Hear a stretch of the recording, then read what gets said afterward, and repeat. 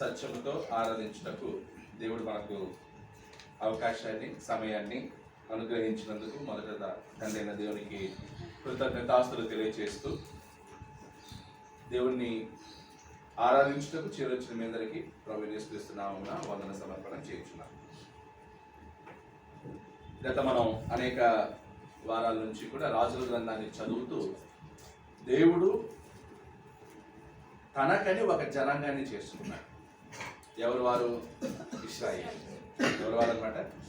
ఇశ్రాయేలీయులను నా జనాంగం, ఇశ్రాయేలు నా జనాంగం, ఇశ్రాయేలు నా కనుగుడ్డు అని అన్నాడు. ఇశ్రాయేలు నా సొంత ప్రజలు. ఇలాగూ దేవుడు అబ్రహాంకి ఇచ్చినటువంటి వాగ్దానాన్ని బట్టి అబ్రహాం ద్వారా వచ్చినటువంటి సంతానాన్ని ఆయన ఏం చేశాడనమాట, హెచ్చించి వారికి నేను పెనిమిటినయ్యుందును, ఇశ్రాయేలుకి నేను పెనిమిటినయ్యుందును అంటే అలాంటి రిలేషన్షిప్. ఎలాగైతే భార్యాభర్తల మధ్య రిలేషన్షిప్ ఉంటుందో అలాంటి రిలేషన్షిప్, తండ్రి కొడుకుల మధ్య ఎలాంటి రిలేషన్షిప్ ఉంటుందో అలాంటి రిలేషన్షిప్. సో దేవుడు ఇశ్రాయేలీయులను అంతగా హెచ్చించాడు. అంతగా హెచ్చించి వారు ఏం అడిగితే అది ఇచ్చాడు. వారు ఏం కోరుకుంటే అది ఇచ్చాడు. చివరికి ఏం కోరుకున్నారంటే, నువ్వు మాకు రాజుగా అవసరం లేదు, దేవుడు మాకు రాజుగా వద్దని అడిగాడు. అప్పటికి ఆయన ఏం చేశాడనమాట, సరే నన్ను వద్దన్నారు కదా అని చెప్పి ఆయన తప్పుకొని మనుషుల్ని ఆయన స్థానంలో ఏం చేశాడనమాట, రాజులుగా నియమించాడు. అంటే దేవుడు అక్కడ నన్ను తిరస్కరించారే, నన్ను వద్దని చెప్పారు కదా అని చెప్పి వాళ్ళని దహించలేదు, లేదా వాళ్ళని శిక్షించలేదు. సరే మీరు అడిగారు కదా, మీకు నచ్చినట్లుగానే నేనేం చేస్తాను, రాజును నియమిస్తాను అంటే అంత మంచి దేవుడు అనమాట మన దేవుడు. నీకు వేసుకో ఒక మాట అంటాడు, భూమి మీద మీరు చెడ్డవారై ఉండి మీ పిల్లలకి ఏమి ఇస్తారు, మంచి ఇవులు ఇచ్చినప్పుడు పరలోకమందున్న మీ తండ్రి ఇంకా అంతకంటే శ్రేష్టమైన ఈవులు ఇస్తాడు కదా. మీరు మీ కుమారులు రొట్టెని అడిగితే రాతిని ఇస్తారా, చేపను అడిగితే పాముని ఇస్తారా? మరి పరలోకం ముందున్న తండ్రి రాజును అడిగారు వీళ్ళు. దేవుడు ఏం చేశాడు, ఓకే రాజుని ఇచ్చాడు. అలా వాళ్ళు అడిగిన ప్రతిదీ దేవుడు ఇచ్చాడు. మాకు దోసకాయలు లేవు, కీరకాయలు లేవు, ఐగుప్తుకి వెళ్ళిపోతాం మళ్ళీ అన్నారు. లేదు, సరే మీకు మన్నాను కురిపించాడు, పూరేలని ఇచ్చాడు, ఏమడిగితే ఇచ్చాడు. కానీ వాళ్ళు మాత్రం ఏం చేశారు, దేవుని నిబంధన ఏం చేశారు, భంగం చేశారు, పాడు చేశారు, దేవునికి అవమానం తీసుకొచ్చారు. అందుకు దేవుడు ఆత్మ సంబంధమైన రాజ్యాన్ని స్థాపిస్తానని వాగ్దానం చేశాడు. ఈరోజు ఆ ఆత్మ సంబంధమైన రాజ్యం ద్వారా కేవలం అబ్రహాముకి శారీరకంగా జన్మించినటువంటి వాళ్ళకి మాత్రమే కాదు, అబ్రహాము లాంటి విశ్వాసం కలిగిన ప్రతి ఒక్కరూ కూడా ఈరోజు దేవుని ప్రజలే. అది ఎలా? యేసుక్రీస్తు ద్వారా సాధ్యం. అబ్రహాము లాంటి విశ్వాసం ఎవరికి ఉందో వాళ్ళు దేవుని ప్రజలు. ఒకప్పుడు అబ్రహాము వంశంలో పుట్టిన వాళ్ళే దేవుని ప్రజలు, సున్నతి పొందిన వాళ్ళే దేవుని ప్రజలు. ఇప్పుడు అలాగా అబ్రహాము లాంటి విశ్వాసం, యేసుక్రీస్తును ఎవరైతే విశ్వసిస్తారో వాళ్ళందరూ దేవుని ప్రజలు. ఈరోజు ఇశ్రాయేల్ యుద్ధం చేస్తాం. ఇశ్రాయేల్కి చాలా మంది క్రైస్తవులు ఫీల్ అయిపోతున్నారు, అయ్యో ఇశ్రాయేల్కి ఇలా అయింది ఇశ్రాయేల్. ఇంకా చాలా మంది డిఫరెంట్, ఇశ్రాయేల్ దేవుని ప్రజలు అనే ఫీలింగ్ ఉంది. ఇశ్రాయేల్ దేవుని ప్రజలా ఇప్పుడు, లేదా క్రీస్తునందున్న వారు దేవుని ప్రజలు? ఒకప్పుడు వారు అవును, ఒకప్పుడు వారు ఎవరు? ఇప్పుడు లేదు. ఇప్పుడు ఇశ్రాయేల్ దేవుని ప్రజలు అంటే కూడా కరెక్ట్ కాదనమాట, అనకూడదు అన్నమాట. ఇప్పుడు దేవుని ప్రజలు ఎవరన్నమాట? యేసుక్రీస్తునందున్న వారు. ఇప్పుడు శరీరానికి సంబంధించి యుద్ధం చేస్తారు, వాళ్ళు యూదులైనప్పటికీ ఇశ్రాయేల్ అయినప్పటికీ వాళ్ళు చేయాల్సిన పని ఏంటి? యేసుక్రీస్తునందు వాళ్ళు ఏం చేయాలి? విశ్వాసం. యేసుక్రీస్తును విశ్వసించాలి వాళ్ళు. అది జరిగేంత వరకు వాళ్ళకి తప్పదు ఈ పోరాటాలు తప్పవు. ఎందుకంటే యేసుక్రీస్తు భూమి మీద ఉన్నప్పుడు ఇశ్రాయేలీలు యేసుక్రీస్తుని ఏం చేశారు? అవమానించారు, తిరస్కరించారు, హేళన చేశారు. ఆయన శిలోమ్రాణి మీద ఆ తర్వాత అయినా కూడా మారు మనసు పొందారంటే లేదు. క్రైస్తవులు ఏం చేశారు? క్రైస్తవుల్ని నాశనం చేశారు. నమ్మలేదు, యేసుప్రభువుని నమ్మలేదు. కాబట్టి దేవుడు ఈరోజు ఆత్మ సంబంధమైన రాజ్యం అనగా క్రీస్తు యొక్క శరీరం, క్రీస్తు దేహం అనగా క్రీస్తు సంఘంలో ఉన్నటువంటి వాళ్ళు దేవుని ప్రజలై ఉన్నారు. ఈ సంఘంలో ఉంటున్న వాళ్ళు దేవుని ప్రజలై అని తప్ప ఇశ్రాయేలీయులు కాదు దేవుని ప్రజలు. ఎంత గొప్ప భాగ్యం కదా, చాలా గొప్ప భాగ్యం. ఈ డిఫరెన్స్ మనం అర్థం చేసుకోండి. పాత నిబంధనలో ఇశ్రాయేలులను దేవుడు ప్రేమించాడు, వాళ్ళకి ఏం కావాలో ఇచ్చాడు. కానీ ఇప్పుడు కాదు. ఇప్పుడు వాళ్ళకి ఇచ్చిన కొన్ని పర్మనెంట్గా ఉంటాయి, కొన్ని దేవుడు ఇచ్చేవి అవి ఎలా ఉంటాయి అనమాట. హిస్టరీ చదివితే ఇశ్రాయేలులకి అన్ని దేవుడు శరీర సంబంధమైనటువంటివి, ఆత్మ సంబంధం అన్ని కూడా కోల్పోయారు. సో ఇప్పుడు జరిగే యుద్ధాన్ని బట్టి చూసి మీరేదో తెగ ముసిపోవాలి. ఈరోజు వాళ్ళు అలా ఉన్నందుకు ఇంకా మనం బాధపడాలి. ఇంత జరుగుతున్నది యేసుని వాళ్ళు ఇంకా అంగీకరించట్లేదే, యేసుక్రీస్తుని యాక్సెప్ట్ చేయట్లేదే. చాలా తక్కువ మంది యేసుక్రీస్తుని ఏం చేశారనమాట, అంగీకరించారు. ఇంకా వాళ్ళు యూదుల ఆచారంలోనే చాలా మంది బ్రతుకుతున్నారు. రైట్. అలా దేవుడు రాజులను ఇచ్చిన తర్వాత ఆ రాజులు దేవుని చిత్తానుసారంగా ఏం చేయాలి, పరిపాలన చేయాలి. అలా రాజులు వెళ్తూ వెళ్తూ చివరికి సిద్కియా కాలంలో, చివరి రాజైన సిద్కియా కాలంలో దేవుడు తన ప్రజలైన ఇశ్రాయేలీయులను ఎవరికి అప్పగించాడు, బబులోనికి అప్పగించాడు. ఇప్పుడు రాజు ఎవరన్నమాట, బబులోను రాజు నెబుకద్నెజర్. అన్యులు రాజు అయిపోయారు. ఇప్పుడు అన్యుల చేతికి దేవుడు వాళ్ళని అప్పగించాడు. సొంత రాజుకి వాళ్ళని అప్పగించాడు. రాజు ప్రజలు ఇద్దరు ఏమయ్యారనమాట, వరస్ట్ అయిపోయారు. ఇప్పుడు అందుకని అన్యుల రాజుకు అప్పగించాడు అనమాట తన ప్రజల్ని. ఇప్పుడు అన్యుల రాజు పరిపాలించే కాలంలో దేవుని ప్రజలందరూ తమ సొంత దేశంలో లేరు, వేరే పరదేశంలో ఉన్నారు, బబులోని దేశంలో ఉన్నారు. బబులోని దేశంలో ఉన్నప్పుడు కొంతమంది భక్తి పరులు యెహోవా దేవుని ఏం చేశారనమాట, ఏమాత్రము సంకోచం లేకుండా ఆయన్ని ఘనంగా స్తుతించారు, విశ్వాసంలో నిలబడ్డారు. పరదేశంలో కూడా యెహోవా దేవుని యందు నమ్మకంతో భక్తిగా నిలబడ్డారు. అందులో మనం ఎవరిని చూస్తున్నట్టు దానియేలుని, అతని స్నేహితుడిని చూస్తాం. సో దానియేలు యొక్క విశ్వాసం 1వ అధ్యాయం 2వ అధ్యాయంలో మనకు కనిపించిన వాళ్ళ స్నేహితులు ఎలా ఉన్నారో చూసాం. ఇప్పుడు 3వ అధ్యాయం చూద్దాం. 3వ అధ్యాయంలో 3వ అధ్యాయం 1 నుండి 7 వచనాలు. 3వ అధ్యాయం 1 నుంచి 7 వచనాలు ఏముంటుందంటే, నెబుకద్నెజరు తన ప్రతిమను ఆరాధించమని ఆజ్ఞాపించుట. దానియేలు 3వ అధ్యాయం మొదటి భాగం. 3వ అధ్యాయం 1 నుండి 7 వచనాలు. నెబుకద్నెజరు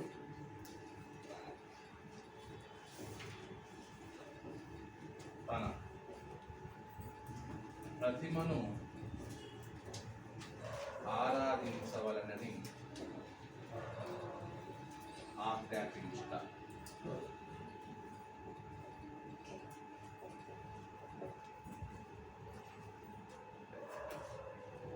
చదువుదాం.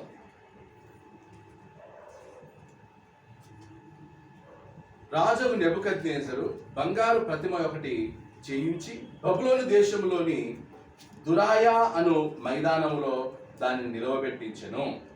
అది 60 మూరల ఎత్తును 6 మూరల వెడల్పునై ఉండెను. సో ఏ ప్లేస్ లో నిలబెట్టాడనమాట, దురాయా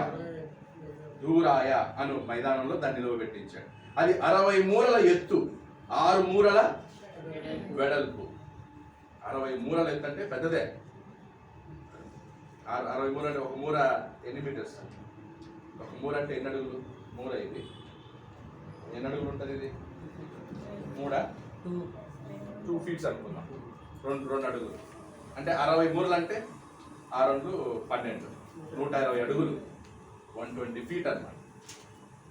సో పెద్ద ప్రతిమను నిలవబెట్టించాడు.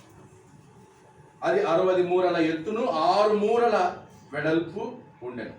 రాజు నెబుకద్నెజరు అధిపతులను, సేనాధిపతులను, సంస్థానాధిపతులను, మంత్రులను, ఖజానాదారులను, ధర్మశాస్త్ర విధాయకులను, న్యాయాధిపతులను సంస్థానములలో ఆధిక్యము వహించిన వారినందరినీ సమకూర్చుటకును రాజు నెబుకద్నెజర్ నిలువబెట్టించిన ప్రతిమ యొక్క ప్రతిష్టకు రప్పించుటకును దూతలను పంపించగా అధిపతులను, సేనాధిపతులు, సంస్థానాధిపతులు, మంత్రులు, ఖజానాదారులు, ధర్మశాస్త్ర విధాయకులు, న్యాయాధిపతులు, సంస్థానంలో ఆధిక్యం వహించిన వారందరూ రాజు నెబుకద్నెజర్ నిలువబెట్టించిన ప్రతిమ యొక్క ప్రతిష్టకు కూడి వచ్చి రాజు నెబుకద్నెజర్ నిలువబెట్టించిన ప్రతిమ ఎదుట నిలుచుండిరి.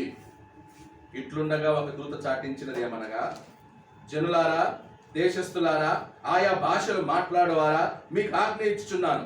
ఏమనగా, బాకా, బిల్లంగ్రోవి, పెద్ద వీణె, సంపోనియా, వీణె, విపంచిక, సకల విధములకు వాద్యనులు మీకు వినబడినప్పుడు, వాద్యధ్వనులు మీకు వినబడినప్పుడు రాజు నెబుకద్నెజర్ నిలువబెట్టించిన బంగారు ప్రతిమ ఎదుట సాగిలపడి నమస్కరించాలి. అందరూ ఈ ప్రతిమకు ఏం చేయాలి? నమస్కరించాలి. సాగిలపడి నమస్కరింపని వాడెవడో వాడు మండుచున్న అగ్నిగుండములో తక్షణమే వేయబడును. సకల జనులకు బాకా, పిల్లంగ్రోవి, పెద్ద వీణె, సింఫోనియా, విపంచిక, సకల విధములకు వాద్యధ్వనులు వినబడగా ఆ జనులను, దేశస్థులను, ఆయా భాషలు మాట్లాడు వారు సాగిలపడి రాజు నెబుకద్నెజర్ నిలువబెట్టించిన బంగారు ప్రతిమకు నమస్కారము. సో అందరు ఏం చేశారు? ఆ ప్రతిమకి నమస్కరించేశారు. లేకపోతే శిక్ష ఏంటి? అగ్నిగుండంలో వేసేస్తాం. 8వ వచనం, ఆ సమయమున కల్దీలలో కొందరు ముఖ్యులు వచ్చి యూదుల పైన కొండెములు చెప్పి ఏం చెప్పారంట? కొండెములు చెప్పి. సో 8 నుంచి 12, 3వ అధ్యాయం 8 నుంచి 12. కొంతమంది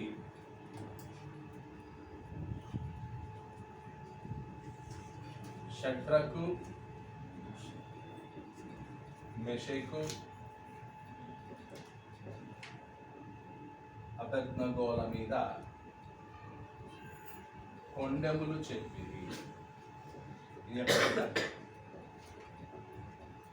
కొండెములు అంటే ఓకే. ఇంకా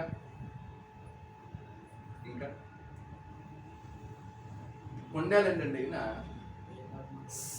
నిజమే, జరిగింది నిజమే, కానీ దాన్ని ఎలా చెప్పడం అనమాట, చెప్పే విధానం ఉంటుంది చూడు, అది చాలా కొండలు చెప్పడం అనేది. ఫర్ ఎగ్జాంపుల్, ఇప్పుడు నేను ఒక వాటర్ బాటిల్ తెచ్చుకున్నాను. నా వాటర్ బాటిల్ని హర్షలు తాగాడు. అప్పుడు అవినాష్ వచ్చేసి ఇప్పుడు దాన్ని ఎలా చెప్పాలి? అన్న, మీ బాటిల్ హర్షలు తీసుకొని మీరు తాగాడు అని చెప్పడానికి, అన్న ఏమైందో తెలుసా, ఎంత ఘోరం జరిగిందో తెలుసా, ఏమైందంటున్నా, మీకని ఉండే బాటలు, అసలు మీరే వాడాల్సిన బాటలు, మీరే తాగాల్సిన నీటిని వాడు పిల్లబచ్చ హర్షలు తాగాడన్నా, అసలు మీకు హర్షలకి ఏమన్నా అర్థమైందా? ఇంతే ఇన్సిడెంట్. దాన్ని ఏం చేశాడనమాట, దాన్ని కొండాలంటారు. ఇప్పుడు షడ్రకు, మెషకు, అబెద్నెగో ఆ ప్రతిమకు ఏం చేయలేదు? నమస్కారం చేయలే. ఏమైనా అందరు నమస్కరించారా? అవునండి, 2-3 యూదులు వచ్చారు, వాళ్ళు ఏమో నమస్కరించాలి అంటే అయిపోయింది. ఇప్పుడు అక్కడ కాదు, రాజా రైట్. దాన్ని ఏం చేయాలంటే, ఇప్పుడు అసలు మీకు విలువే ఉంది, మీరు పెట్టించినది, వాళ్ళు బానిసలు, అసలు మీరు తీసుకొచ్చి వాళ్ళు మేపుతున్నారు, మీరు పొజిషన్లు ఇచ్చారు, మీరు కదా వాళ్ళని పైకి లేపింది, అలాంటిది మీరు పెట్టించిన ప్రతిమకు వాళ్ళు ఏం చేయట్లేదు రాజా. దాన్ని ఏమంటారు అనమాట, ఇన్సిడెంట్ ఏది చిన్నదే, కానీ దాన్ని ఏం చేయడం అనమాట, పంపు కొట్టి దాన్ని రాజుకు మండించేటట్లు చేయడం అనమాట. అలాగే చెప్తారు లేదా కొండలు?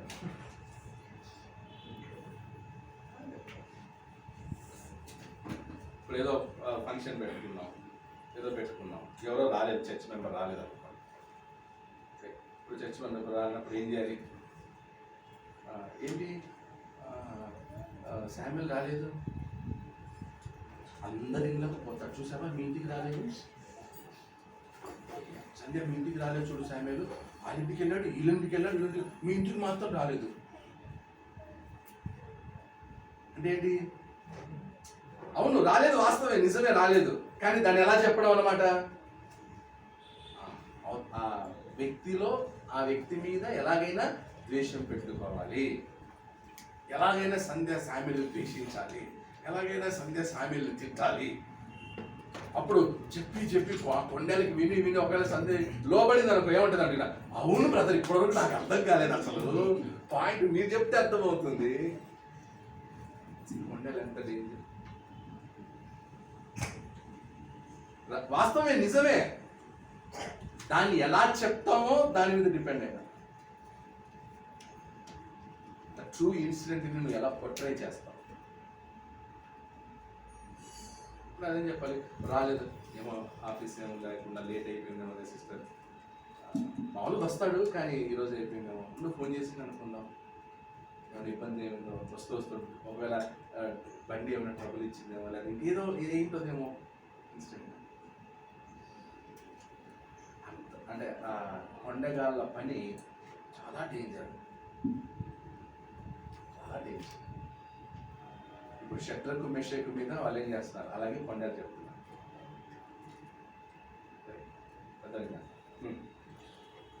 రాజుకు 9వ వచనం, రాజుకు నెబుకద్నెజరు నొద్ద ఇలాగ మనవి చేసేది ఎవరు? ఆ కొండలు చెప్పిన వాళ్ళు.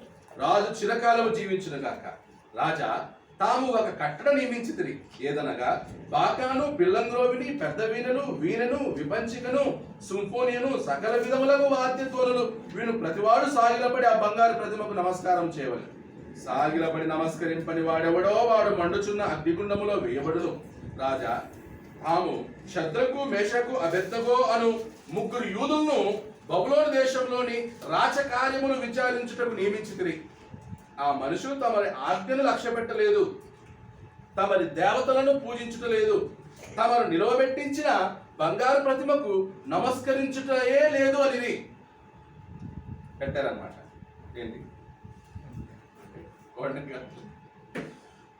అచ్చా, అసలు నీ ఆజ్ఞ ఏంటి? మీరు పెట్టించిన ఆ ప్రతిమకు వాళ్ళు నమస్కరించలేదు, మీ ఆజ్ఞను లక్ష్య పెట్టలేదు, దేవతను పూజించలేదు, నమస్కారం చేయలేదు అండి. అందుకు నెబుకద్నెజరు అత్యాగ్రహమును రౌద్రమును గలవాడై, అప్పుడు రాజు 3వ అధ్యాయం 13 నుండి 15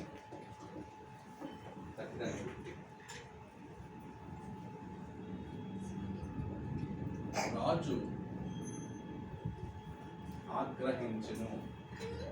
ఆగ్రహించనంటే కోపం పడు.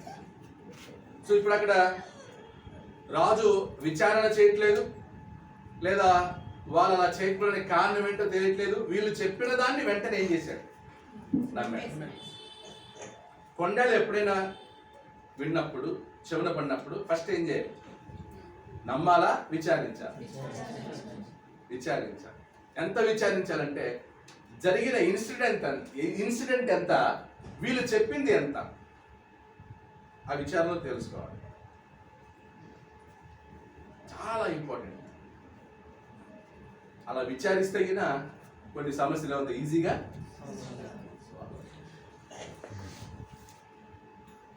సాల్వ్ అవుతాయి.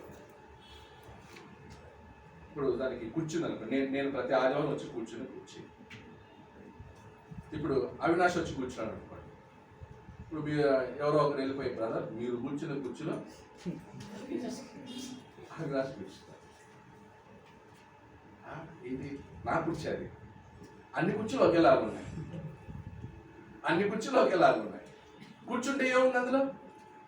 ఓకే, మేము స్థలం లేకుండా ఉండొచ్చేమో. పోనీ ఆ కుర్చీ ఇంపార్టెంటా, అవినాష్ ఇంపార్టెంటా? అవినాష్ ఇంపార్టెంట్, కుర్చీ కాదు. కొన్నిసార్లు ఇది సాధారణ కుర్చీ కాబట్టి పర్లేదు. ఇప్పుడు దీన్ని కొంచెం కుషన్స్ కొట్టి, వీల్స్ కొట్టి, దానికి ఒక హెడ్ పెట్టి, దాని మీద ఒక టవల్ వేసామనుకోండి, ఒక గవర్నమెంట్ ఆఫీసర్ కూర్చున్న కుర్చీలాగా ఉందనుకోండి, ఇంకేమవుతుంది? ఈ కుర్చీని మోడిఫై చేస్తే ఆ కుర్చీ ఏమవుతుంది అనమాట, ఇక స్పెషల్ చైర్ అవుతుంది అనమాట. నార్మల్ కుర్చీలో కూర్చుంటేనే సమస్య, ఇక స్పెషల్ చైర్లో కూర్చుంటే అది బ్రదర్ది, అది ఆయనది, ఎవరు కూర్చోకూడదు, అది ఏకంగా అయిపోతారు. ఒక అన్ని కుర్చీలు అలాగే ఉంటాయి.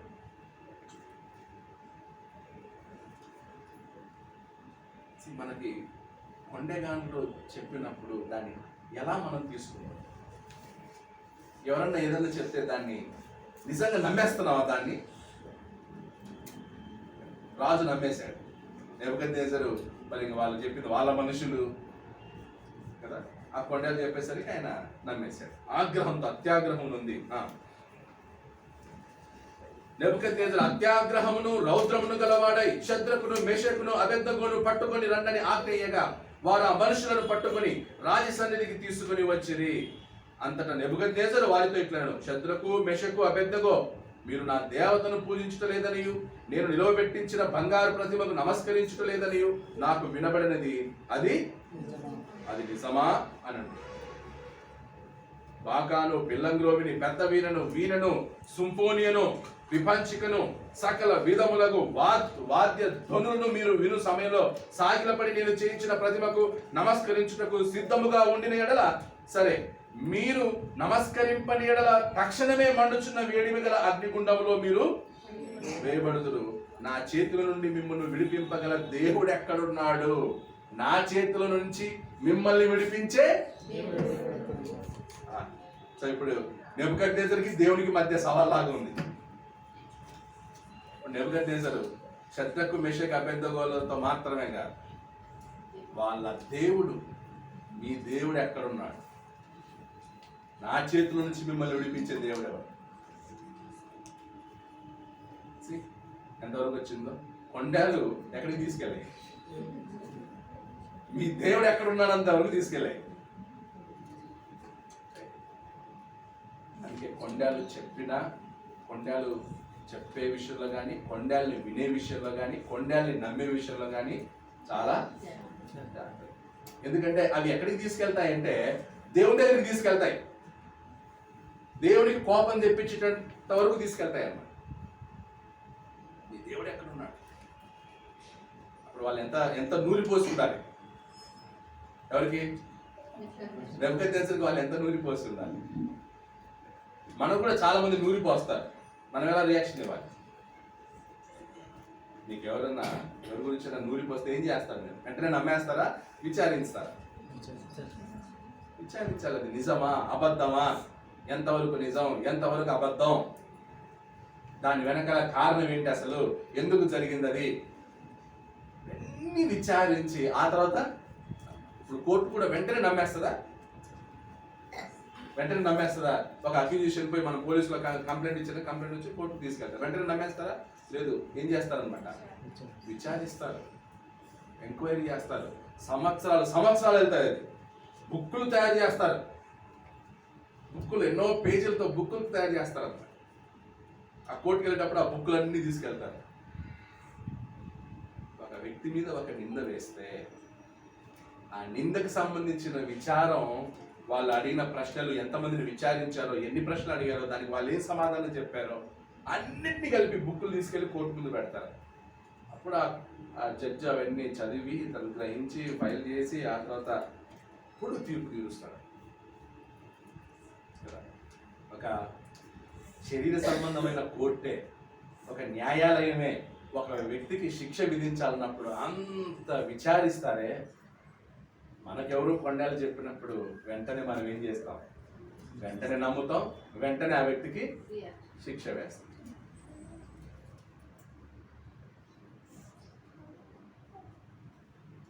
నెక్స్ట్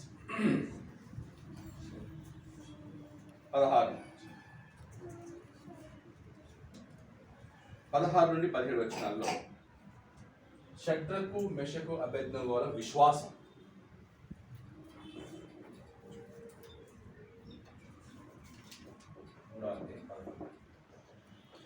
షడ్రకు మెషకు అబేద్నెగోల విశ్వాసం. The faith of three.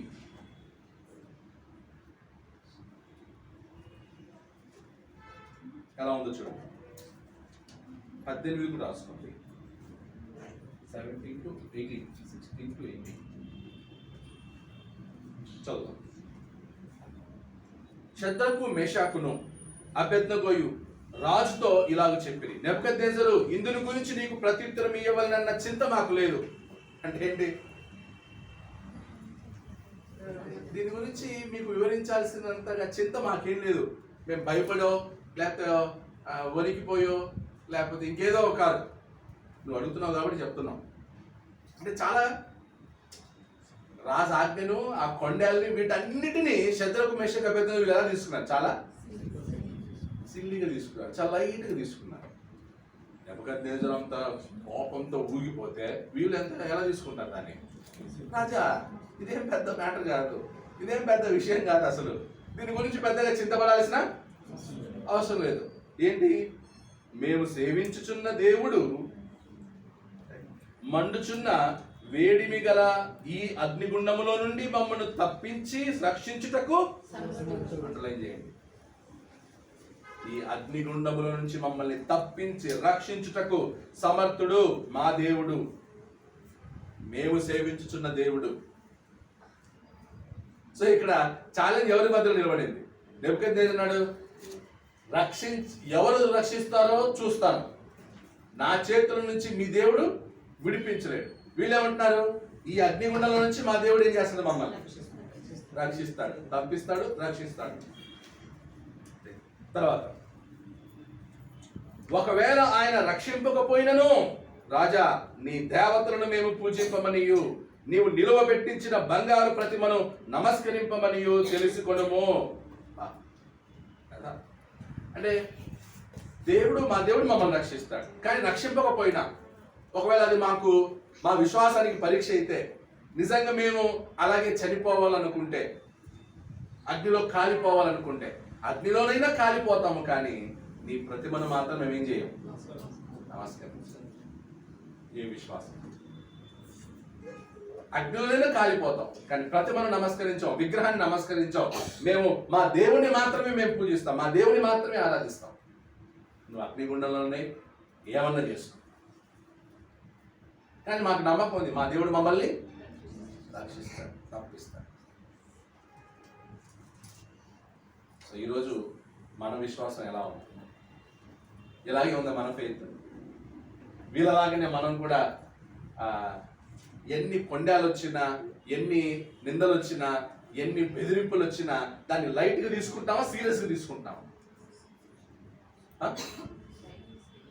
ఇప్పుడు మన గురించి ఎవరో నెగిటివ్ చెప్పాను, దాన్ని లైట్గా తీసుకోవాలి, సీరియస్గా తీసుకోవాలి. ఎలా అనిందా, ఎలా అన్నాడా, అవునా? రీసెంట్గా ఎవరో ఇద్దరు ముగ్గురు ఎవరో నా మీద కంప్లైంట్ రాసి, ప్రశాంత్ మేము కంప్లైంట్ రాసి అమెరికాకు పంపిస్తా ఉన్నారు. అందుకే కంప్లైంట్ రాసి అమెరికాకు పంపించారు. ఎందుకు అంటే వాళ్ళు ఏమనుకున్నారంటే, అమెరికా వాళ్ళు నాకు ఫండింగ్ ఇస్తున్నారు, సో మేము కంప్లైంట్ రాస్తే వాళ్ళు ఫండింగ్ ఇచ్చేది. అమెరికాలో ఉన్న అందరి నంబర్లు కావాలంటే చెప్పండి, నేను ఇస్తాను, ఈమెయిల్ ఐడీస్ ఇస్తాను, చేసుకోమని చెప్పండి. చాలా లైట్. అంటే మన మీద ఎవరు ఎలాంటి నిందలు వేసినా, ఎలాంటి కొండలు చెప్పినా మనం దాన్ని ఎలా తీసుకోవాలి? వీళ్ళలాగా ఎలా తీసుకోవాలి? మాకు ఏ చింత లేదండి. అంతగా కొండలు విన్న తర్వాత ఏం నెమ్మది ఏంటయ్యా మీ మీద ఇలా వచ్చింది కంప్లైంట్, అలా అంట, ఇలా అంట. మాకు ఏ చింత లేదు రాజా, మీ ముందే చెప్తాం కదా, వాళ్ళ ముందే, మీ ముందే డైరెక్ట్ చెప్తాం. ఏమని? మేము ఈ ప్రతిమకు నమస్కారం, అదేదో మేము చెవుల్లో చెప్పాం, ఎక్కడ చెప్తున్నాం? నీ ముందే చెప్తున్నాం, ముందే చెప్తాం. ఇప్పుడు నేను ప్రసంగాలు సందుల్లో చేశానా లేదా నేరుగా చేశాను? నేను ఏదైనా చెప్పకుండా నేరుగా చెప్తాను, స్టేజ్ మీదే చెప్తున్నాను. ఒక నాయకుడు, లీడరు చెవుల్లో చెప్పకూడదు, ధైర్యంగా చెప్పాలి. మా పని ఏంటంటే ఖండించడం, మా పని ఏంటంటే కరెక్షన్ చేయటం. ఇది ఇలా కాదు, ఇది ఇలా కాదు, ఇలా ఉండాలి, ఇలా ఉండాలి. సీక్రెట్గా చెప్పాం, ఫోన్ చేసి చెప్పాం. వాళ్ళంటే చింత లేదు, మాకే చింత లేదు, నీ ముందే చెప్తున్నాం. మేము ఆ ప్రతిమను ఏం చేయం? నమస్కరించాలి. సో ఇప్పుడు అలా తిరిగి ఇలా తిరిగి ఎవరి దగ్గరికి వచ్చి నిలబడింది? దేవుడి దగ్గరికి వచ్చింది. ఇప్పుడు దేవుడు వీళ్ళని కాపాడతాడా? కాపాడాడు. రక్షిస్తాడా? రక్షించాడు. సో ఇప్పటి వరకు యాక్చువల్లీ మనం చదివిన దీంట్లో అద్భుతాల కాలం తక్కువైంది. యాక్చువల్లీ మిరాకల్స్ అనేవి ఈ మధ్య కాలంలో లేవు. ఇప్పుడు ఈ రాజులు కాలంలో కూడా మనం అంతగా ఎలీషా వీళ్ళ కాలంలో చాలా అద్భుతాలు జరగడం, అది ప్రవక్తలు మాత్రమే చేయడం ఇలా జరిగాయి. కానీ ఇప్పుడు ఇది కొంచెం మోడర్న్ యుగం లాగా అయిపోయింది. దానియేలు కాలం వచ్చేసి కొంచెం మోడర్న్ కాలం. సో దేవుడు ఇప్పుడు ఇక్కడ ఒక అద్భుతం జరిగిస్తాడు. చూడండి 19.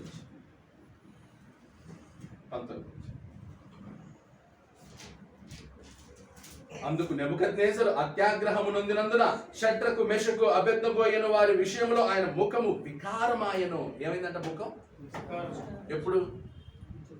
ఎప్పుడైతే వీళ్ళు భయపడలేదో, ఎప్పుడైతే వీళ్ళు చింతపడలేదో, ఎప్పుడైతే రాజు ముందరే డైరెక్ట్ చెప్పారో అప్పుడు రాజుకి ఏమైపోయింది? వికారం అయిపోయింది. అంటే నా ఆజ్ఞను ఇప్పుడు ఎవరు అలా రాజుకి ఎదురుగా ఎవరు చెప్పలే. అలా చెప్పేసరికి ఇతనికి ఏమైంది? వికారమైంది. ముఖం వికారమైంది. ఇంకా వాళ్ళని డైరెక్ట్గా చూడడానికి కూడా అతనికి ఏమవుతుంది? గిల్ట్ ఫీల్ అవుతుంది. మనలో గిల్ట్ ఉన్నప్పుడు ముఖం చూడలేం కదా. మన గిల్ట్లో మన ముఖం గిల్ట్ ఉందనుకోండి, ఒకరిని చూసి మాట్లాడలేం. ఒకటి సైడ్కి వెళ్ళిపోతాం, లేదా తల దించుకుంటాం. ఒక చోట ప్రసంగం చేస్తుంటే ఒక అతను దానిలో గిల్టుందో మరి ఏముందో తెలియదు, కానీ ప్రసంగం అయినంత వరకు అసలు తలెత్తి చూడలేదు. ఒకప్పుడు ఆహా అనేపోతారు, ఆహా ఓహో అనేవాడు. తర్వాత అసలు ప్రసంగం తలెత్తి చూడలేదు. ముఖం వికారం చేసుకోవద్దు. ముఖం ఎప్పుడు వికారం చేసుకోవద్దు. మనిషి ఇంకొక మనిషిని ఆనందంగా సంతోషంగా చూసి మాట్లాడే వాతావరణం ఉండాలని. సొంత బంధువుల మధ్య కూడా ముఖాలు చూసుకునే మాట్లాడే పరిస్థితులు ఉన్నాయా? సొంత బంధుత్వం, రక్త సంబంధం దగ్గర ముఖాలు చూసుకునే మాట్లాడే ఇది లేదా? ఏదో ఒకటి గెలుపుతాం, ఏదో ఒకటి అంటాం, మళ్ళీ ఏదో అనుకోవడం, మిస్అండర్స్టాండింగ్స్ రావడం, ముఖాలు చూసుకోకుండా. ఏం కర్మ అండి? బతికేది 70 సంవత్సరాలు. ఆ 70 సంవత్సరాలు నువ్వు 50 సంవత్సరాలు ఇంక ఇలాగే బతుకు. ఏది? ముఖాలు చూడకుండా, ఎవరు ముఖాలు చూడకుండా ఏం బతుకుతుంది? అసలు మనం బ్రతికేదే మనుషులు ఒకరొకరు చూసుకుంటూ సంతోషంగా ఆనందంగా ఉండటం. అందుకే లైట్గా తీసుకున్నాం అనుకోండి, ప్రతి మిస్టేక్ని లైట్గా తీసుకుంటే కినా ప్రాబ్లం సాల్వ్.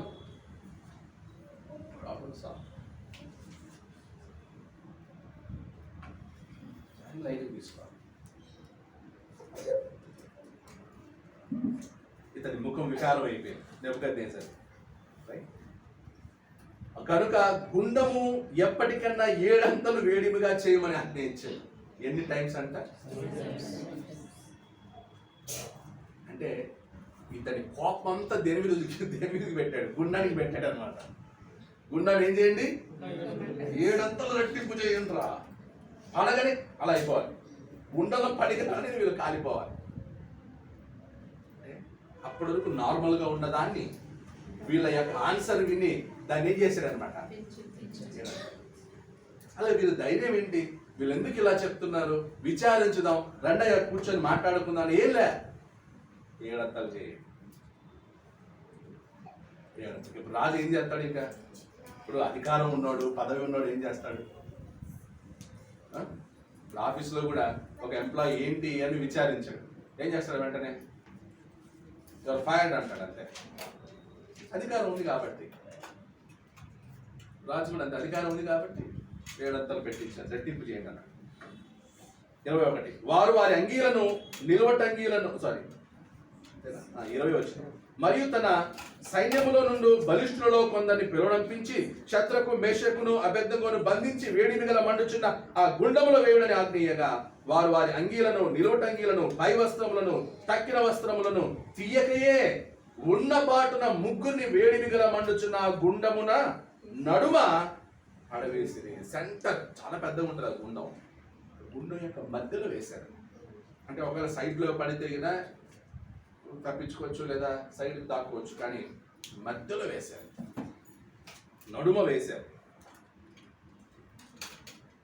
22 వచ్చిన రాజాజ్ఞ తీవ్రమైనందున గుండము మిక్కిలి వేడిమి గలదైనందునను షద్రకు మెషకు అబెద్నెగోలను విసిరివేసిన ఆ మనుషులు అగ్నిజ్వాల చేత కాల్చబడి చనిపోయేది.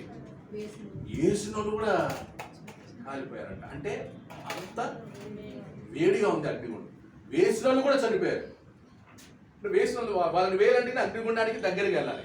సో అగ్నిగుండానికి దగ్గరికి వెళ్ళినప్పుడు వాళ్ళని తీసి విసిరేసే దీంట్లో వీళ్ళు కూడా ఏమైపోయారు అన్నమాట, దాన్ని అగ్నికి ఆహుతి అయిపోయారు.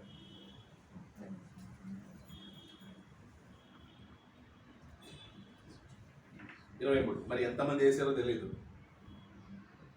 షద్రకు మెషకు అబెద్నెగో అయిన ఆ ముగ్గురు మనుషులు బంధింపబడిన వారై వేడిమి కలిగి మండుచున్న ఆ గుండములో పడగా రాజు నెబుకద్నెజరు ఆశ్చర్యపడి తీవ్రముగా లేచి, మేము ముగ్గురు మనుషులను బంధించి అగ్నిలో వేస్తే కదా అని తన మంత్రులను అడిగాను. వారు, రాజా సత్యమే అని రాజుతో ప్రత్యుత్తరమిచ్చింది. అందుకు రాజు, నేను 4 మనుషులు బంధకములు లేక అగ్నిలో సంచరించుట చూచుచున్నాను. పిక్చర్ ఏం కనపడేది? ఆ అగ్నిగుండలో రాజు చూడగానే మంత్రులు అడుగుతున్నాడు, మనం వేసింది ముగ్గురిని కదా, అలాగే బంధించేసాం, నాకేమో 4 కనపడుతున్నారు, ఆ 4కి బంధకాలు లేవు, 4 కనిపిస్తున్నారు నాకు. అప్పుడు వారికి హాని ఏమీ కలగలేదు. 4వ వాని రూపము దేవతల రూపమును పోలినదని వారికి ప్రత్యుత్తరం ఇచ్చెను. ఎలా ఉందంట 4వ వాని రూపం?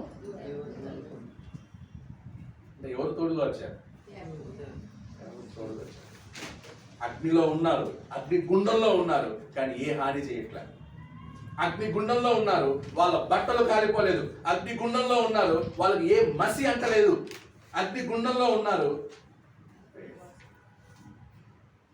వాళ్ళు ఆనందంగా ఉన్నారు, నవ్వుతూ ఉన్నారు, సంతోషిస్తున్నారు.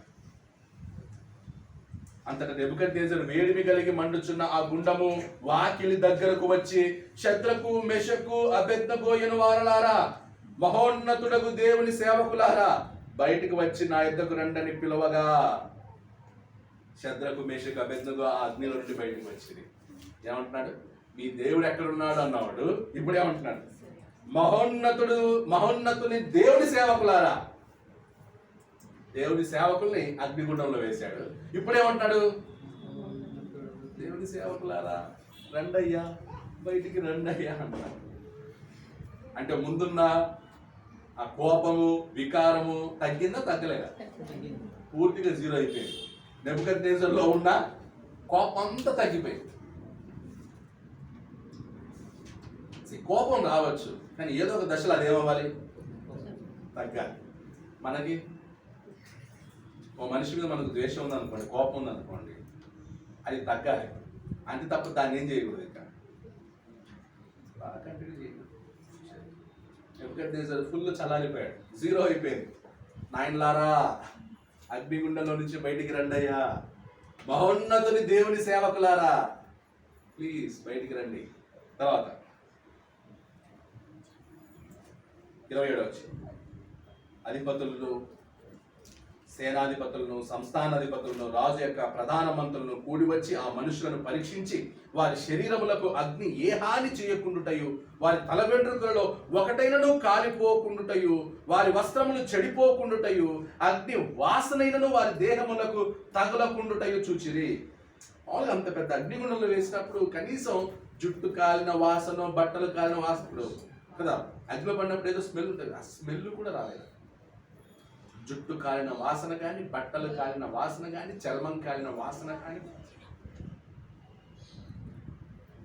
ఏం అద్భుతం కదా.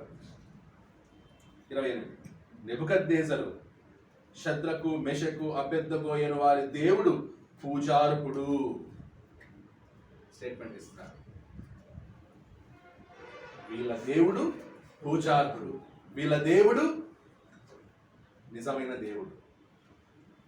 అంటే ఒక కొండలు చెప్పటం వలన దాన్ని నమ్మి షద్రకు మెషకు అబెద్నెగోని అగ్నిగుండంలో వేస్తే, వాళ్ళు అగ్నిగుండానికి వెళ్ళక ముందు కూడా మేము దేవుణ్ణే సేవిస్తాం తప్ప విగ్రహాన్ని.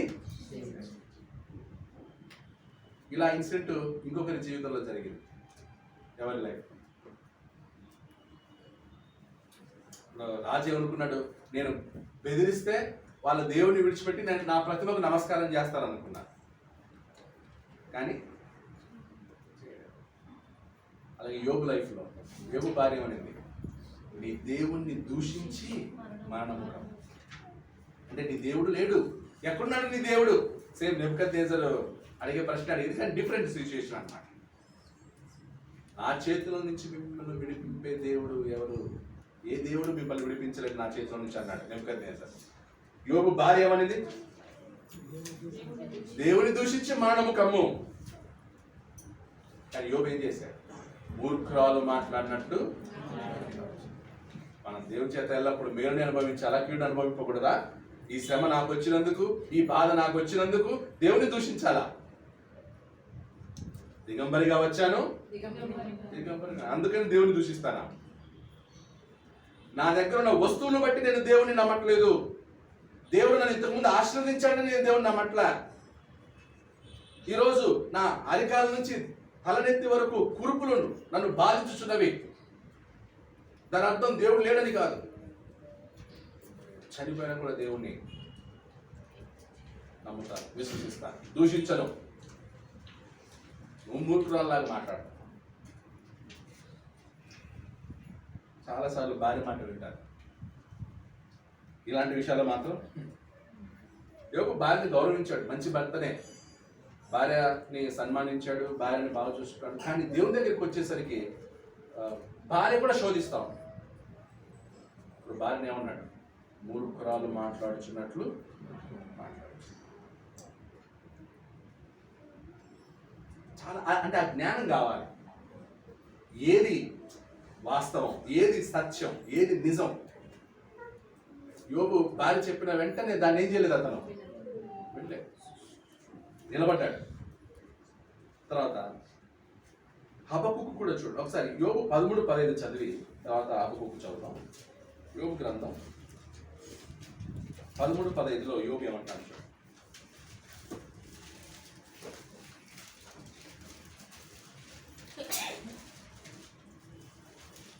యోబు గ్రంథం 13:15.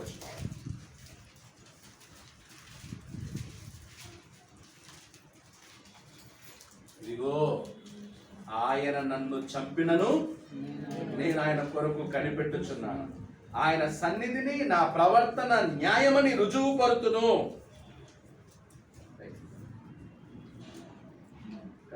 ఆయన నన్ను చంపినను నేను ఆయన కొరకు కనిపెట్టుచున్నాను.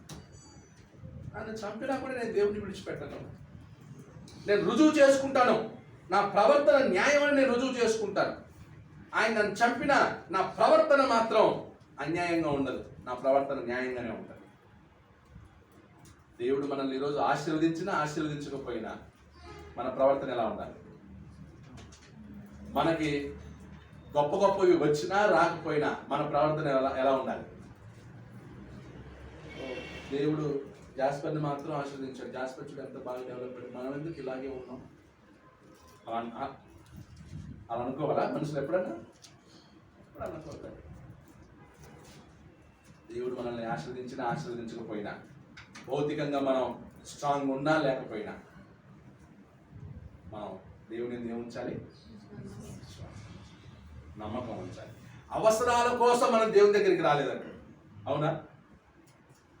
ఏదో ఈ దేవుని నమ్మితే మనం బాగుంటాం, ఈ దేవుని నమ్మితే మనకు ఆస్తులు వస్తాయి, ఈ దేవుని నమ్మితే మనకు అన్ని భూమిలో కావాల్సినవన్నీ వస్తాయి. ఇవి నమ్మి దేవుని నమ్మాము మనం, లేకపోతే ఆయనే నిజమైన దేవుడిని నమ్మాము. చాలా మంది ఈరోజు క్రైస్తవులు అవడానికి కారణం ఎక్కువ ఏంటి? భౌతికమైన వాటిని చూసి నమ్ముతున్నారు. యోబు విశ్వాసం కానీ, షడ్రకు మేషకు అబెద్నెగోల విశ్వాసం కానీ, మిగతా వీళ్ళందరి విశ్వాసం దేవుడు ఏదో ఇస్తాడని చేస్తాడని నమ్మిన వాళ్ళు. యోబుకు ఉన్నవన్నీ పోయినా కూడా, ఆయన ప్రాణం తీసినా కూడా నేను ఆయన్ని విడిచిపెట్టాను. షడ్రకు మేషకు అబెద్నెగో ఉంటాను. మమ్మల్ని రక్షించకపోయినా మేము మాత్రం ఆయన విడిచిపెట్టాం, ఆ దేవుని మేము విడిచిపెట్టాం.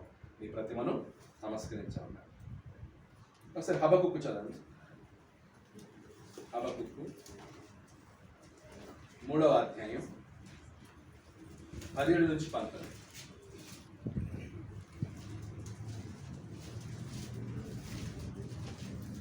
హబకుక్కు 3వ అధ్యాయం 17 నుంచి 19. అంజూరపు చెట్లు పూయకుండినను, ద్రాక్ష చెట్లు ఫలింపకపోయినను, ఒలివ చెట్లు కాపు లేకపోయినను, చేనులోని పైరు పంటకు రాకపోయినను, గొర్రెలు దొడ్డిలో లేకపోయినను, సాలలో పశువులు లేకపోయినను, నేను యెహోవా యందు ఆనందించెదను, నా రక్షణకర్త అయిన నా దేవుని యందు నేను సంతోషించెదను. ప్రభువు యెహోవాయే నాకు బలము, ఆయన నా కాళ్ళను లేడి కాలవలె చేయును, ఉన్నత స్థలముల మీద ఆయన నన్ను, ఉన్నా లేకపోయినా నా దేవుడు నా దేవుడే. నేను దేవుని యందు ఆనందిస్తాను. ఎప్పుడు మనం ఆనందించాలి?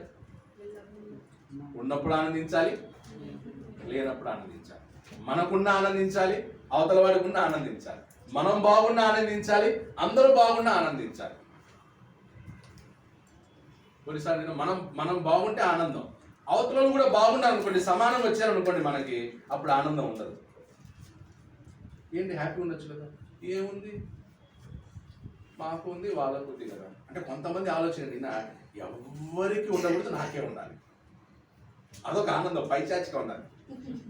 ఆనందం కదా, ఒక పైచాచికం. ఎవ్వరూ బాగుండకూడదు, నేను ఒక్కనే బాగుండాలి. మిగతా అందరూ నా దగ్గర నుంచి అడగాలి, నా దగ్గర అడగాలి, మా దగ్గర చేయించాలి. మేమే ఉండాలి, మేమే టాప్లో ఉండాలి, మేమే పై పొజిషన్. అది ఆనందం కాదు. నీకున్నా ఆనందంగా ఉండాలి, లేకపోయినా ఆనందంగా ఉండాలి. నీకు లేదు కానీ అవతలవాడికి ఉంది, ఆనందించు. అదండి విశ్వాసం, అది విశ్వాసం. అపోస్తల కార్యం చూడండి. అపోస్తల కార్యంలో 5వ అధ్యాయం 27 నుంచి 29.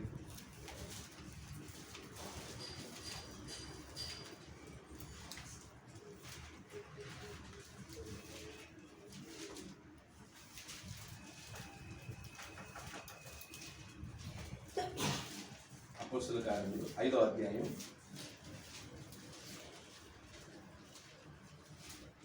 27 నుంచి 29.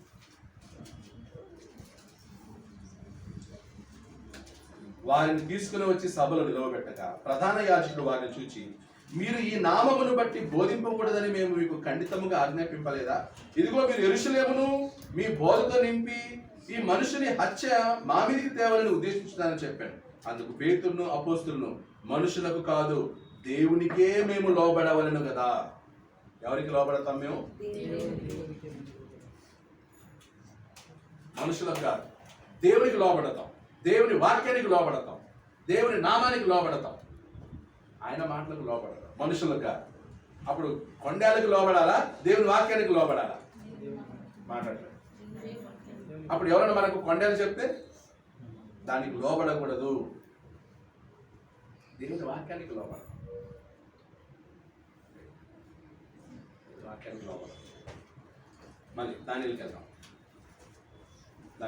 ఫినిషింగ్ టచ్ చూద్దాం. ఇప్పుడు రాజు ఏమంటాడు? 28వ వచనం.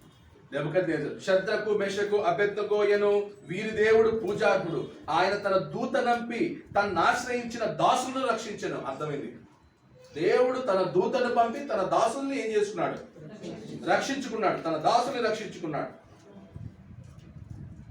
వారు తమ దేవునికి గాక మరి ఏ దేవునికి నమస్కరింపకయు ఏ దేవుని సేవింపకయు ఉందుమని తమ దేహములను అప్పగించి రాజు యొక్క ఆజ్ఞను వ్యర్థపరిచింది. అంటే ఇక్కడ నెబుకద్నెజరుకి అర్థం ఇదేది?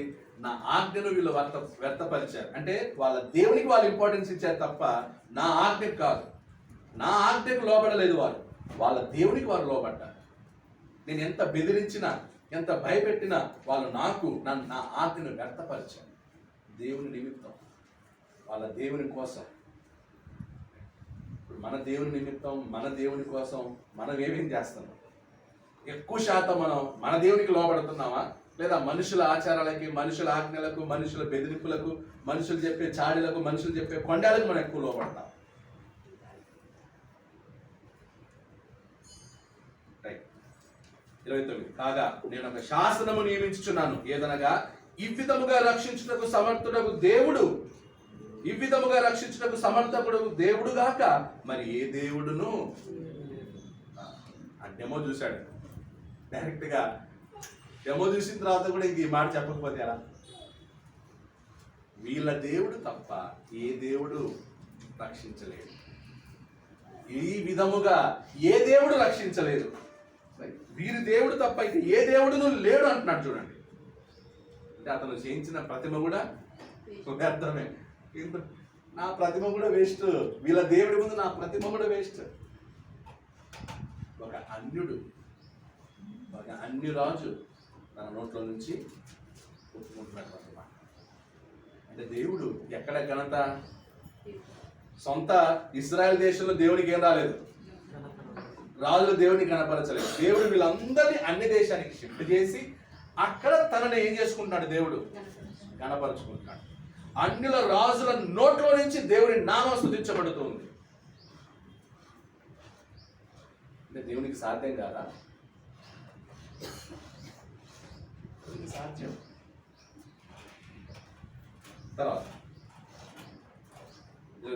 ఏ దేవుడు కాగా ఏ జనుల్లో గాని, రాష్ట్రములో గాని, ఏ భాష మాట్లాడు వారిలో గాని షద్రకు, మెషకు, అబెద్నెగో అను వారి దేవుని ఎవడు దూషించునో వాడు తుత్తులుగా చేయబడును, వారి ఇల్లు ఎప్పుడును పెంట కుప్పగా ఉండును అనెను. ఎవరు నేర్పించాడు? వీళ్ళ దేవుణ్ణి ఎవరైనా ఏమన్నా అంటే, దూషించినా, హేళన చేసినా, ఎవరిని ఉంటిగినా వాడిని తుత్తులుగా చేస్తాం, వాని ఇళ్ళని పెంట కుప్పగా మార్చేస్తాం. ఒక అన్యరాజు, ఒక అన్యుడు యెహోవా దేవుని నామాన్ని ఎవరైనా దూషిస్తే, అంటే షడ్రకు, మెషకు, అబెద్నెగోల ద్వారా దేవుని నామం ఏమైంది? దేవుడు తన దాసుల ద్వారా తనకి ఘనత తెచ్చుకున్నాడు. ఈరోజు కూడా దేవునికి ఘనత ఎలా రావాలి? మన ద్వారా వెళ్ళాలి. ఎలా వెళ్ళాలి? మన ద్వారా దేవునికి ఘనత వెళ్ళాలంటే అప్పుడు మన బ్రతుకు ఎలా ఉండాలి? మన బ్రతుకును చూస్తూ, మన జీవితాన్ని చూసి, మన కుటుంబాన్ని చూసి, ఈ కుటుంబం యొక్క దేవుడు గొప్పవాడు అనాలి. అర్థమవుతుందా? ఇప్పుడు ఎదురింటి వాళ్ళు మనల్ని చూసి ఏమంటారు? మిమ్మల్ని గారు, మీ ఎదురింటి వాళ్ళు ఉన్నారనుకోండి, పక్కింటి వాళ్ళు అనుకోండి, మిమ్మల్ని చూసి ఏమనాలి? ఇలాంటి కుటుంబం, ఈ కుటుంబం పూజించే దేవుడు, ఈ కుటుంబం ఆరాధించే దేవుడు గొప్పవాడు అనాలి. అలా మన జీవితాలు ఉండాలి, మోడల్గా ఉండాలి. అంతే తప్ప ఎదురింటి వాళ్ళు మా ఎదురింట్లో క్రిస్టియన్స్ ఉన్నారు, ఎప్పుడు కొట్లాడుతూ ఉంటారు అని ఏమనకూడదు. మన గురించి అన్యులు అనకూడదు. వీళ్ళేం క్రైస్తవులు అంటే, వీళ్ళేం క్రిస్టియన్స్, వీళ్ళ దేవుడు ఏం లేదు, అయ్యో ఆ క్రిస్టియన్స్ ఉన్నారే ఆయన మాట రాదు. దేవునికి ఘనత ఎప్పుడు మన జీవితాల ద్వారా రావాలి. షడ్రకు, మెషకు, అబెద్నెగోల విశ్వాసము ద్వారా అన్యుల రాజు ఏమంటున్నాడు? కనపరుస్తున్నాడు. మన పిల్లలు ఉన్నారు, మన పిల్లల ద్వారా కూడా దేవునికి ఘనత రావాలి. మీ పిల్లల్ని బాగా పెంచారండి, అవునండి, మేము దేవుని వాక్యం చెప్పి పెంచాం, అలా దేవునికి ఘనత రావాలి. స్కూల్లో కానీ ఎక్కడైనా సరే మన పిల్లల ద్వారా దేవునికి ఘనత రావాలి. అలా పెంచుదాం పిల్లల్ని. మన పిల్లల్ని కొండలకి దూరంగా పెంచుదాం, మన పిల్లల్ని చాడీలకు దూరంగా పెంచుదాం, మన పిల్లల్లో కొండలు చెప్పే బుద్ధి రాకుండా పెంచుదాం. దేవునికి ఏమొస్తుంది అన్నమాట? మన పిల్లలు ప్రతి సమస్యని చాలా లైట్గా తీసుకునేటట్లు ఉండాలి. మన పిల్లలు కూడా ఏమన్నా వాళ్ళ లైఫ్లో ప్రాబ్లమ్స్ వచ్చినప్పుడు దాన్ని వాళ్ళు చాలా లైట్గా తీసుకునేటట్లు ఉండాలి. అది మనమే నేర్పాలి. నా బైబిల్ గ్రంథంలో చూడు, ఎంతమంది సమస్యని, ప్రాబ్లమ్స్ని ఎంత లైట్గా తీసుకున్నారు. కొన్నిసార్లు పిల్లలు వాళ్ళకి ఏమన్నా అవమానం జరుగుతుంది, ఇన్సల్ట్ అవుతున్నట్టు ఉంటే కనుక తక్కువ లేదు, పిల్లలు డిప్రెషన్లోకి వెళ్ళిపోతారు. అప్పుడు అలాంటి మన పిల్లల్ని మనం ఏం చేయాలి? ఇలాంటి విషయాలు చెప్పి వాళ్ళని ఏం చేయాలి? మనం ధైర్యపరచాలి. చాలా డిప్రెషన్లోకి వెళ్తారు. మనకి మార్కులు వచ్చాయి, నాకు రాలేదని చెప్పి డిప్రెషన్లోకి వెళ్ళిపోతారు. 5 మార్కులు తక్కువ వచ్చి డిప్రెషన్లోకి వెళ్ళిపోతారు. నా ఫ్రెండ్కి నాకంటే ఎక్కువ వచ్చేసాయి, డిప్రెషన్ మనం మన పిల్లలకి కౌన్సిలింగ్ చేయగలగాలి. లైట్ తీసుకో, వచ్చిన మార్గంతో సంతోషించు, ఉన్న దాంతో సంతోషించు, ఉన్న దాంట్లో ఆనందించు.